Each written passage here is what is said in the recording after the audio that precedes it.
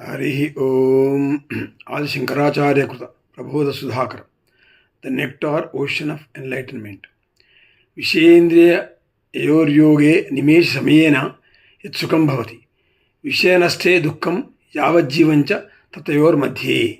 మనుష్యుడు తన ఆనందం కోసం సాధనములు, బాహ్య విషయములను, వస్తువులను కోరును. ఆయా ఇంద్రియముల ద్వారా అల్పసుఖము పొందును. విషయము नष्टमें आ सुख साधन में जीवितांतम दुखमुगा मारुनु. विषय और इंद्रियों का संयोग होने पर पुरुष को पल भर के लिए जो सुख होता है, विषय के नष्ट होने पर वही यावत जीवन दुख रूप हो जाता है. The pleasure which arises for a moment in the contact of senses with the objects becomes misery for life and the loss of the object.